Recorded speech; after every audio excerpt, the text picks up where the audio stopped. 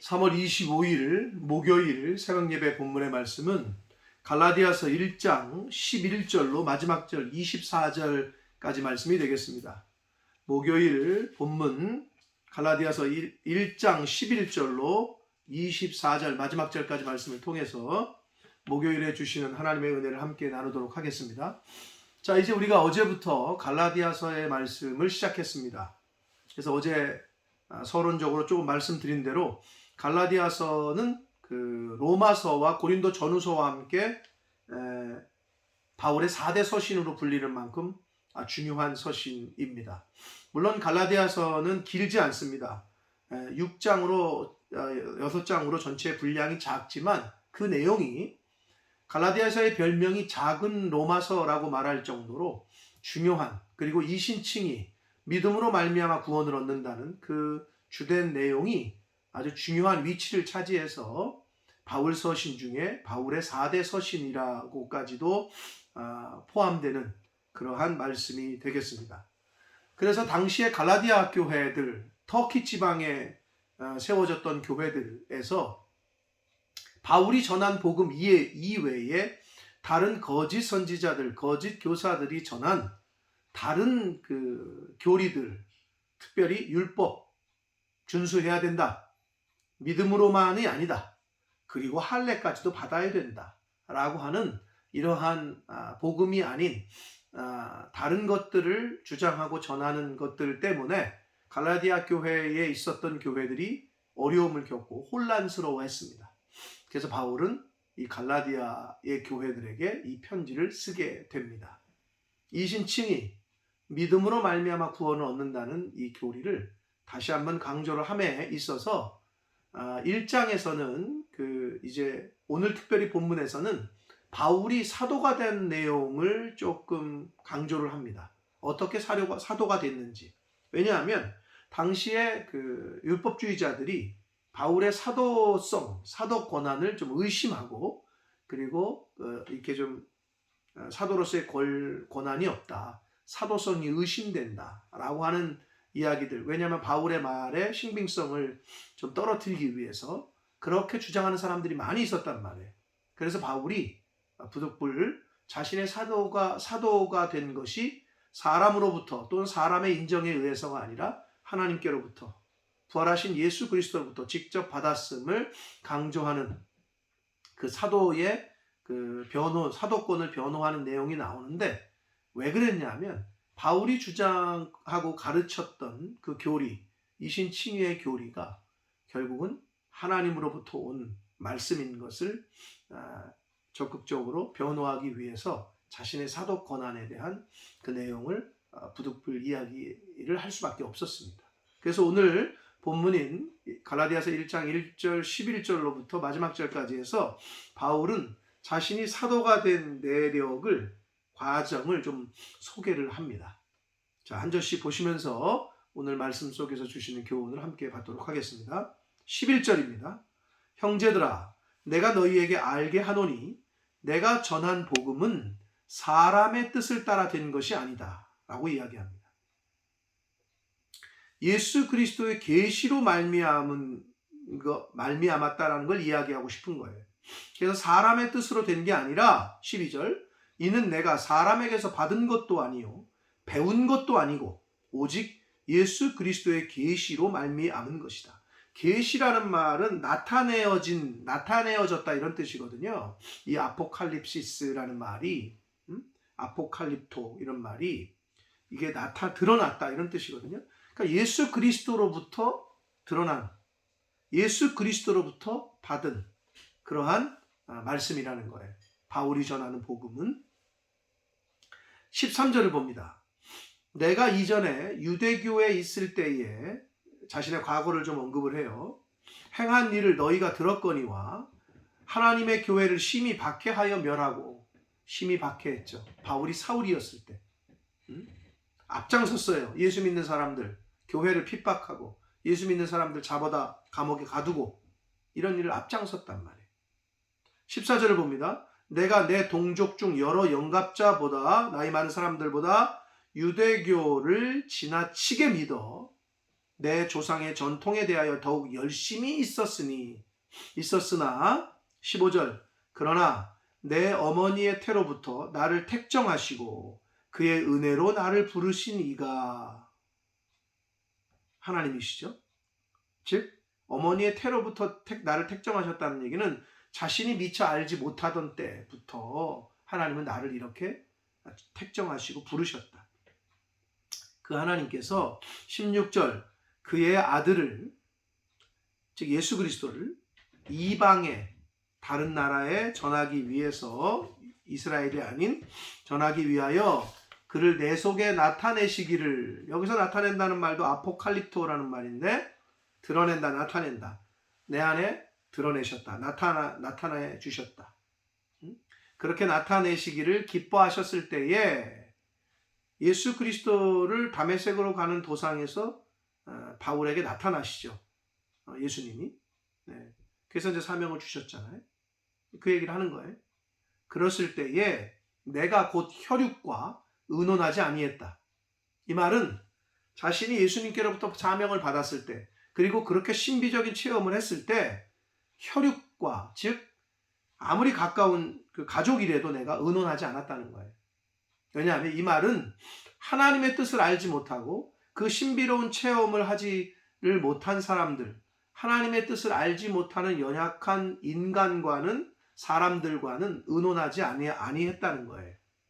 그럼 어떻게 했느냐? 17절 보시면 사람들과 가족들조차도 내가 예수님 만난 거를 의논하지 않고 예수님으로부터 받은 사명을 의논하지 않고 심지어는 또 나보다 17절 먼저 사도된 자들을 만나려고 예루살렘으로 가지 아니했다. 즉 무슨 말이냐면 당시의 사도들은 예수님의 12제자 그 예루살렘에 있었던 가룟 유다 죽고 11제자죠. 그렇게 있었는데 그 예루살렘에 가서 그 사도들에게 자신의 신비로운 체험을 얘기를 하고 자신이 이렇게 예수님께로부터 사명을 받았다. 그래서 이렇게 어떤 그들로부터 어떤 확증이나 어떤 그 승인 이런 거를 충분히 생각할 수 있잖아요. 사람이라면. 그런데 바울은 그렇게 하지 않았다는 거예요. 그럼 어떻게 했느냐? 그런 신비로운 체험을 하고 나서 아라비아 사막으로 들어갔다는 거예요. 거기서 다시 다메섹으로 돌아갔다라고 말하고 있습니다. 이게 뭐냐면 아라비아에 가서 약 3년 동안 체류한 것으로 나오거든요. 그 후 3년 만에 내가 게바를 방문하려고 18절에 나오는데 자 결국 이 말은 바울이 다메섹으로 가는 도상에서 예수 그리스도를 신비로운 체험을 하게 됩니다. 근데 그 체험 그리고 이제 복음의 증인으로 이방인의 사도로 내가 너를 불렀다. 이런 체험을 또 소명받은 것을 사람들과 가족들과 의논할 수도 있었고 예루살렘에 있는 사도들과 당시의 교회의 리더들 그룹들과 의논할 수 있었으나 자신은 그렇게 하지 않았다는 거예요. 무슨 말이냐? 사람들에게 어떤 승인을 얻고 사람들과의 관계 가운데 어떤 확증을 받고 이렇게 하지 않고 하나님과의 관계를 최우선으로 두고 그 신비로운 체험을 한 것을 가지고 하나님 앞으로 나아갔다는 거예요. 그래서 그 광야에서 그 사막에서 하나님에게 계속 물은 거죠. 하나님 제가 어떻게 하면 됩니까? 이런 나를 부르신 게 맞습니까? 사명의 재확인을 소명의 부르심의 재확인을 바울은 하나님과 했다는 거예요. 그렇게 3년을 하나님과 교제하고 18절 그 후 3년 만에 내가 게바를 방문하려고 여기서는 바울의 1차 예루살렘 방문이 이제 나오고 있어요. 사도행전에 보면 바울은 예루살렘을 총 5번 방문합니다. 사도행전에 보면 이제 여기서 아라비아 그 사막 갔다가 3년 만에 이제 예루살렘으로 갔다는 얘기는 1차 예루살렘 방문을 말합니다. 자, 거기서 게바는 그 베드로의 아람어식 표현이에요. 베드로라는 이름은 헬라식 표현이거든요. 표현이. 자, 그래서 베드로를 방문하려고 예루살렘으로 올라가서 그와 함께 15일 동안 머물렀어요. 짧게. 거기서 19절 주의 형제 야고보, 예수님의 동생 야고보 외에는 다른 사도들을 보지 못했다라고 이야기합니다. 그래서 결국 이 과정의 이야기를 하면서 바울이 얘기하고 싶은 거는 20절까지 보시면 보라 내가 너희에게 쓰는 것은 하나님 앞에서 거짓말이 아니다. 즉 바울은 자신의 사도로서의 소명과 사명을 받은 예수님을 그렇게 신비로운 체험을 하고 예수님께로부터 직접 그렇게 소명을 받고 사도로서의 사명을 부여받은 것이 하나님께로부터 받은 것이고 사람에게 어떤 승인을 얻거나 확증을 한 것이 아니었음을 언급을 하고 그리고 예루살렘에 올라갔을 때 게바 즉 베드로와 야고보뿐만 보지 못했다라고 지금 얘기하고 있는 것은 자신이 사도가 된 것이 어떤 사람들 사도들 때문이 아닌 것을 다시 한번 언급하고 있는 것이고 20절 말씀하는 보라 내가 너희에게 쓰는 것은 하나님 앞에서 거짓말이 아니다. 자신이 사도가 된 것이 하나님으로부터 온 것인 것을 강조하면서 자신이 쓰고 있는 이 편지도 갈라디아서도 사람으로부터 어떤 교훈을 받거나 들어서 쓰는 것이 아니라 하나님 앞에서 거짓말이 아니다. 즉 하나님께로부터 받은 그 내용을 복음의 진리를 지금 내가 너희에게 쓰는 것이다 라고 강조하고 있는 것입니다. 하나님 앞에서 즉 코람데오 하나님 앞에서 자신은 떳떳하다는 거예요. 그거를 강조하고 어필을 하고 있습니다. 왜냐하면 그 당시에 갈라디아 여러 교회에 바울의 사도권을 의심하는 질문들과 말들을 많이 퍼뜨렸거든요. 이 거짓 교사들이 율법주의자들이. 그래서 바울은 이런 이야기를 할 수밖에 없었던 거죠. 자, 그래서 21절을 봅니다. 그 후에 내가 수리아와 길리기아 지방에 이르렀으나 자 이제 예루살렘에 갔다가 1차 방문하고 나서 수리아는 안디옥과 다메섹 있는 그 지역을 말합니다. 그리고 길리기아 여긴 다소 길리기아 지방 다소는 바울의 고향이죠. 길리기아 그 지방에 이르렀으나 22절 그리스도 안에 있는 유대의 교회들이 나를 얼굴로는 알지 못하고 즉 직접 대면에서는 보지 못했다는 거죠. 바울을.